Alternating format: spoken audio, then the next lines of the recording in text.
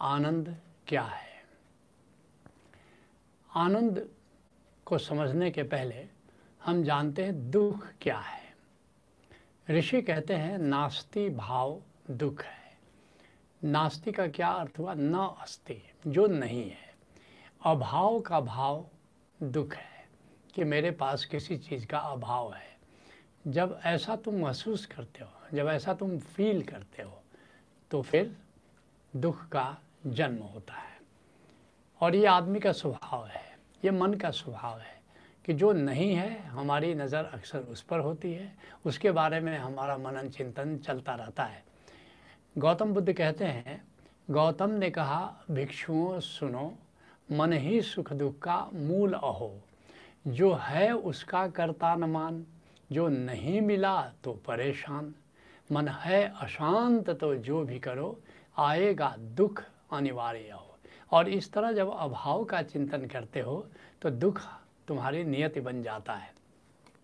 और सबसे बड़ा दुख दरिद्रता है। गोस्वामी तुलसीदास जी कहते हैं, नहीं दरिद्र सम दुख जग माही। दरिद्रता से बढ़ करके कोई भी दुख नहीं है। तो फिर दुख से मुक्ति का उपाय क्या है? गौतम बुद्ध ने 4 आर्य सत्य प्रतिपादित किए हैं। पहला, जीवन दुख है। दूसरा, दुख का कारण है। तीसरा, दुख दूर होने की संभावना है। और चौथा, दुख दूर करने का उपाय है। और इसके लिए उन्होंने उपाय के रूप में अष्टांगिक मार्ग का प्रतिपादन किया। अष्टांगिक मार्ग क्या है?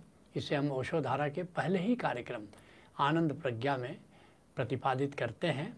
सम्यक दृष्टि, ये पहला है, दृष्टि ठीक रखो।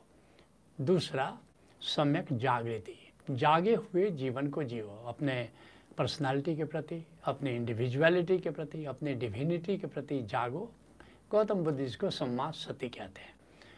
तीसरा, सम्यक पुरुषार्थ करो, सम्यक कर्म करो, क्योंकि पुरुषार्थ ही हमें दुख से मुक्त कर सकता है। चौथा, कहते हैं समाजीव, सम्यक जीवन, अर्थात मधुर संबंध रखो, मधुर संबंध सबसे बना करके रखो। पांचवा, सम्यक वाणी, सम्यक रहो, अपनी वाणी को मीठी वाणी बोलो। छठा, कहते हैं सम्यक संकल्प, संकल्पा, संकल्प के साथ जियो, आइदर और में मत जियो। सातवां, कहते हैं सम्यक व्यायाम, अर्थात स्वीकार भाव में जियो। पुरुषार्थ करो, लेकिन पुरुषार्थ की एक सीमा है, इसलिए जो भी रिजल्ट मिलता है, फल मिलता है, उसका स्वीकार करो। और आठवां, कहते हैं सम समाधि, ध्यान में जियो, समाधि में जियो। तो आओ जानते हैं अब सुख क्या है, सुख का विज्ञान क्या है। ऋषि कहता है अस्ति भाव सुख है। अस्ति का होता है मतलब है, अर्थात है भाव सुख है। मेरे पास ये है, मेरे पास वो है, एक पॉजिटिव दृष्टि। जो है उसका ज़्यादा ख्याल है। गिलास आधा खाली है, आधा भरा है। खाली पर नज़र रखोगे तो दुख पैदा होगा, और जो भरा है अगर इस पर नज़र कहने का ये भी तरीका है, महसूस करने का ये तरीका है, हे परमात्मा धन्यवाद, मेरे पास आधा गिलास भरा हुआ है, तो है भाव सुख को जन्म देता है। 9 प्रकार के, ये कई दृष्टियां हैं सुख की, और अलग अलग दृष्टि से अलग अलग प्रकार के सुख हैं। जैसे एक पहली दृष्टि की बात पहले कर लेते हैं, उसमें 9 प्रकार के सुख बताए गए हैं। क्या है ये? 5 तो ऐन्द्रिक सुख हो गया, इंद्रियों से जो सुख मिलता है, जैसे रस है, रूप है, स्वाद है, गंध है, स्पर्श है, ये 5 सुख हुआ। फिर छठा है सम्मान, किसी से सम्मान मिलता है तो हमें सुख मिलता है। और फिर 7वां है प्रशंसा, कोई प्रशंसा करता है। और कहते हैं, रामचंद्र शुक्ल कहते हैं कि वीणा की तान और अपनी तारीफ सबको अच्छी लगती है, कोई प्रशंसा करता है तो सुख मिलता है। 8वां है विश्राम, रिलैक्सेशन, कहीं धूप में जा रहे हो, वृक्ष की छाया मिल जाए, कहीं थके हारे आए हो और बिस्तर मिल जाए, आराम करने को मिल जाए तो सुख मिलता है। और 9वां सुख है संत मिलन, किसी संत का दर्शन हो जाए, किसी संत से मिलना हो जाए। तुलसीदास जी जैसे कहते हैं नहीं दरिद्र सम दुख जग माही और संत मिलन सम सुख जग माही। संत से मिलना हो जाए, किसी सज्जन पुरुष से मिलना हो जाए तो इससे बड़ा सुख नहीं है। तो पहली दृष्टि कहती है कि ये 9 प्रकार के सुख हैं। एक दूसरी दृष्टि है, वो सुख की बात नहीं करती, वो महासुख की बात करती है। वो कहती है कि 6 महासुख है। क्या क्या है? अर्थागमो नित्यम, रोज रोज कुछ धन प्राप्त हो, अरोगिता च, और स्वास्थ्य मिले, प्रिय च भार्या, और पत्नी सुंदर हो, और प्रिय वादनी च। ये बड़ा मुश्किल मामला है कि पत्नी प्रिय बोले, ये बड़ा महासुख है। और फिर कहते हैं कि अर्थ करी च विद्या, वशस्य पुत्रे, पुत्र वश में हो। आजकल तो और भी मुश्किल है, कौन सा पुत्र किसके वश में रहता है। और फिर छठा क्या है कि अर्थ करी च विद्या, ऐसी विद्या तुम्हारे पास है, किसी भी देश में चले जाओ, कहीं भी तुम स्थान में चले जाओ, लेकिन तुम्हारे पास ऐसी विद्या हो कि अर्थोपार्जन कर सको, तो वह भी महासुख है। एक तीसरी भी दृष्टि है, वो कहती है कि 6 प्रकार के सुख हैं। ये बनारसी दृष्टि है। क्या दृष्टि है? खाने को भंग, अर्थात सुंदर भोजन मिल जाए, खाने को भंग, नहाने को गंग, गंगा में स्नान करें, आज के परिवेश में कहेंगे कि सुंदर बाथरूम होना चाहिए, खाने को भंग, नहाने को गंग, और चढ़े को तुरंग, तुरंग सवारी को कहते हैं, घोड़े को कहते हैं। ये एक बढ़िया कार हो, कहीं जाना वाना हो तो बढ़िया सवारी होनी चाहिए। खाने को भंग, नहाने को गंग, चढ़े को तुरंग, और ओढ़े को दुशाला, रात में सुंदर बिस्तर होना चाहिए, सोने के लिए होना चाहिए, बेडरूम बढ़िया होना चाहिए। कहते हैं ये 4 है। कोई भोले का भक्त है, वो कहता है कि हे भोले बाबा वरदान देना है, ये 4 तो अनिवार्य है, 4 तो अनिवार्य है। और 5वां और 6ठे में विकल्प है। क्या विकल्प है? खाने को भंग, नहाने को गंग, चढ़े को तुरंग, ओढ़े को दुशाला, इतना वर मांगत हाँ शिव शंकर, दे मृगनयनी की दे मृग छाला। या तो मृगनयनी दे दो या फिर मृग छाला दे दो। तो अलग अलग दृष्टियां हैं सुख के। जैसे यहाँ मैंने 21 प्रकार के सुख आपको गिना दिए। तो अब लेकिन सुख तो ये है, देखिए सुख प्राप्ति के उपाय क्या है। सुख प्राप्ति के 5 उपाय हमारे ऋषियों ने वर्णन किए हैं। क्या किया है? पहला उपाय बताया, धनोपार्जन करो। अर्थ, धर्म, काम, मोक्ष, ये 4 पुरुषार्थ ऋषियों ने कहा, पहला ही है अर्थ है। अर्थोपार्जन करो, स्वावलंबी बनो। तो हमारा ऋषि कहता है विद्या ददाति विनयम। कैसे धन प्राप्त करोगे? विद्या अर्जित करो, विद्या ददाति विनयम। और विद्या से क्या होगा? नम्रता पैदा होगी, शील पैदा होगा, सत्य पैदा होगा। विद्या ददाति विनयम, विनया ददाति पात्रताम। ये विनय, ये शील एक पात्रता पैदा करे। पात्रत्वाद धनम आपनोति, उस योग्यता से, उस पात्रता से धन पैदा होगा। और धनात धर्म, और फिर उस धन से तुम पुण्य कर्म कर पाओगे। अततः सुखम, उस पुण्य से सुख पैदा होता है। दूसरा उपाय है कि संतोष से जियो।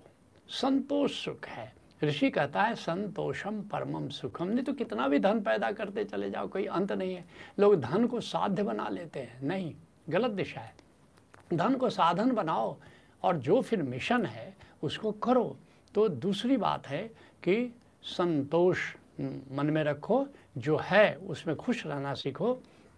एक संत कहते हैं कि गोधन, गजधन, बाजधन और रतन धन खान। कोई भी धन मिल जाए, पुराने ज़माने की उपमा है, बहुत सारी गायें हैं या बहुत सारे हाथी घोड़े हैं या रत्न है, तो गोधन, गजधन, बाजधन और रतन धन खान। लेकिन जब आवे संतोष धन, सब धन धूर समान। लेकिन संतोष का धन अगर तुम्हें प्राप्त हो जाए तो समझना कि तुम महासुखी हो गए।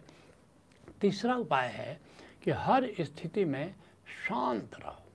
अशांति दुख की ओर ले जाती है। तुमने सुना गौतम बुद्ध को, और गौतम बुद्ध कहते हैं कि अगर शांत है, मन चंगा है, तो फिर तुम सुख की दिशा में कदम तुम्हारे उठने शुरू हो जाते हैं। कहते हैं गौतम बुद्ध, जैसे चक्का पीछे पीछे बैलों के चलता जाता है। जैसे हल, गाड़ी और बैल है, तो बैल के पीछे पीछे चक्का चलता है, तो जैसे चक्का पीछे पीछे बैलों के चलता जाता है, ऐसे ही हो यदि मन चंगा, सुख की गंगा ले आता है। शांत मन के पीछे पीछे सुख आता है। सारा जग है मन की माया, मन से ही सुख मन से माया, मन से ही दुख मन से माया। ये सब माया का, ये सारा खेल जो है वो मन का है। इसलिए शांत रहो, शांत रहो। और फिर चौथा जो उपाय है वो है अहोभाव, ग्रैटिट्यूड में रहो। अगर तुम शिकायत में ज़िंदगी को जीते हो तो दुख अनिवार्य है, लेकिन एक ग्रैटिट्यूड, एक कृतज्ञता का भाव रखो। एक तो अमरीकी ने किताब लिखी है, उसमें 10 मानवीय मूल्यों की चर्चा की है, और सबसे नीचे उसने शिकायत भाव रखा है, और सबसे ऊपर अहोभाव, ग्रैटिट्यूड, कृतज्ञता को रखा है। कृतज्ञता, अहोभाव, ये सुख में ले जाता है। और फिर पांचवा उपाय है काउंट योर ब्लेसिंग्स, कि जो है तुम्हारे पास उस पर नज़र रखो कि हमारे पे ज़िंदगी है, माता पिता हैं, हमारे दोस्त हैं, साथी हैं, सुंदर प्रकृति है, नीला आसमान है, ये उड़ते हुए पंछी है, इतनी ग्रीनरी है, इतनी हरियाली है, कितना कुछ है जिस पर तुम नाज कर सकते हो, जिसके लिए अपने को तुम धन्यवाद दे सकते हो, जिसको तुम वरदान मान करके जीवन को जी सकते हो। तो ये 5 उपाय सुख के। अब तुम्हारे मूल सवाल पर आ जाते हैं कि आनंद क्या है। पहली बात तो ये समझो कि आनंद का संबंध दूसरे से नहीं है, दूसरे से नहीं है। आनंद का स्वभाव, आनंद का जो संबंध है वो स्वयं से है। महर्षि व्यास कहते हैं सुखस्य दुखस्य न कोपि दाता, सुख और दुख का देने वाला दूसरा नहीं है। परो ददाति इति विमूढ़ चेता, दूसरा हमें सुख दे सकता है या दुख दे सकता है, ये मूर्ख व्यक्ति ऐसा सोचता है। तो इसलिए इस बात को ठीक से समझ लो कि जो हम आनंद के लिए जो बाहर बाहर यात्रा करते हैं, ये मृग मरीचिका की तरह हम दौड़ते रहते हैं। नहीं, आनंद जब भी मिलेगा स्वयं से मिलेगा, स्वयं से प्राप्त होगा। दूसरी बात, ये आनंद क्या है कि जब साधना में आओगे तो देखोगे एक क्षण आता है अकारण प्रफुल्लता, कोई कारण नहीं है, कोई आलंबन नहीं है, कोई बाहर उद्दीपन नहीं है, बस अकारण ही अपने भीतर निराकार में जाओगे तो वहाँ पर तुम आनंद महसूस कर पाओगे। अकारण ही देखोगे कि खुशी है। ये आनंद प्राप्ति का, ये जो कह सकते हो कि आनंद क्या है, अकारण प्रफुल्लता आनंद है। और फिर आत्म तृप्ति आनंद है। हम हमेशा अतृप्त जीवन जीते हैं, जो है उसमें हमें संतोष नहीं, लेकिन एक समय आता है जब भीतर अपने आप में जब उस निराकार अंतर आकाश में जाते हो तो एक तृप्ति महसूस होती है कि अब कोई कामना नहीं है वहाँ पर। हम अपने आप में तृप्त हैं और अपनी तृप्ति के लिए हम किसी पर निर्भर नहीं है, किसी चीज़ की हमें आवश्यकता नहीं है, हमारे भीतर कोई कामना नहीं है, बस अपने आप में हम तृप्त हैं। जिसके लिए अष्टावक्र कहते हैं आपदः संपदः काले दैवा दैवेति निश्चय। दैव योग से अपने समय पर दुख आता है, कभी सुख आता है, लेकिन तृप्त स्वस्थेन्द्रियो नित्यम न शोचति न कांक्षति। मैं तृप्त हूँ, अब मेरी इंद्रियां बाहर नहीं भटकती। ना शोचति, जो भी अतीत में जो भी घटा अब मैं शोक नहीं करता हूँ क्योंकि मेरे लिए उनका कोई मूल्य नहीं है। न कांक्षति, अपनी तृप्ति के लिए मैं कोई बाहर से कोई कामना नहीं करता, बस अभी इसी क्षण में मैं तृप्त हूँ। अगर ऐसा भाव है तो समझ लेना कि तुम आनंदित हो। तो ऐसा आनंद मिलेगा कैसे? आनंद की प्राप्ति के लिए 7 उपाय हैं। पहला उपाय, सबसे कारगर उपाय, वह है वर्तमान में जियो। वर्तमान में जियो, बस इसी क्षण में जियो, अभी और यहीं में जियो। एक कैसे जियोगे? फीलिंग से जियो। हम विचार के तल पर जीते हैं, बस दुखी हो जाते हैं। विचार के तल पर जब भी जियोगे तो अतीत में चले जाओगे या भविष्य में चले जाओगे। तो फीलिंग से जियो, और फीलिंग हमेशा वर्तमान में होती है। तुम गर्मी महसूस कर रहे हो तो अभी महसूस कर रहे हो, तुम ठंडक महसूस कर रहे हो अभी महसूस कर रहे हैं। आहा, चारों तरफ हवा बह रही है प्यारी प्यारी, तुम अभी महसूस कर रहे हो। तो एक या किसी के प्रेम में हो तो अभी फील कर रहे हो, प्यारा तुम्हारे पास बैठा हुआ है तो अभी फील कर रहे हो। तो फीलिंग से जियो, ये पहला उपाय है। और अभी का मतलब कि जो हो रहा है, जो हो रहा है उसको फील करो, और जो हो रहा है उस पर ध्यान दो। जैसे ये नदी बह रही है तुम्हारे सामने, तो अभी बह रही है तो उस पर ध्यान दो। और फिर यहीं का क्या मतलब? और यहीं का मतलब जो अभी है, जो है, जैसे नीला आकाश है तो उसको फील करो। इस तरह जब भी तुम जो हो रहा है और जो है, जब उसको फील करते हो, जितनी देर तुम फील करते हो उतनी देर तुम आनंदित हो। और फिर जैसे कि ओशो गीता में कभी हमने इस बात को लिखा था, जीने को हरदम मिला एक क्षण है। याद रखना, एक क्षण ज़िंदगी है, इसी पल में बस यही जीने को है। जब भी आनंदित होगे, जब भी संजीदगी से जियोगे तो इसी क्षण में जियोगे। लिखा था, जीने को हरदम मिला एक क्षण है, अगर तुम मधुर हो तो जग वृंदावन है। सुनो वंशी प्यारी बजाता कन्हैया, हैया हो हैया, चली आज मस्ती में जीवन की नैया, हैया हो हैया। तो इसी क्षण में जियो, इसको महसूस करो। और फिर दूसरा उपाय आनंद प्राप्ति का क्या है कि अब अंतर यात्रा करो, दृष्टा हो जाओ। अंतर जगत में जो भी तरंगें हो रही हैं, जो भी उत्तेजनाएं हो रही हैं, सांस चल रही है, विचार चल रहे हैं, भाव चल रहे हैं, बस उसके प्रति सजग हो जाओ। तीसरा उपाय क्या है? और गहराई का उपाय है, ध्यान में जाओ। जो भीतर निराकार है उस निराकार के प्रति जागो, उस निराकार को फील करो। और फिर चौथा उपाय क्या है? अब साक्षी रहो। जो भी कर्म करो बाहर, भीतर स्वयं के होने को महसूस करो, स्वयं के होने को फील करते रहो। पांचवा उपाय क्या है? अब थोड़ा फीलिंग के भी पार जाओ, भीतर अंतर आकाश की गहराई में डुबकी लगाओ, उस अंतर आकाश में लीन हो जाओ। और फिर छठा उपाय क्या है? तथाता, सब्जेक्टिव अवेयरनेस, जिसको तुम आत्म स्मरण कर सकते हो। स्वयं के भीतर आत्मा को जानो और आत्मा को महसूस करते हुए जियो। और फिर सातवां उपाय क्या है? हरि सुमिरन, गोविंद को जानो और उसके प्रेम में जियो। और इस तरह तुम आनंद के सभी शिखर पार करते चलते हो। प्रथम प्रश्न पर चर्चा को यहीं विराम देते हैं।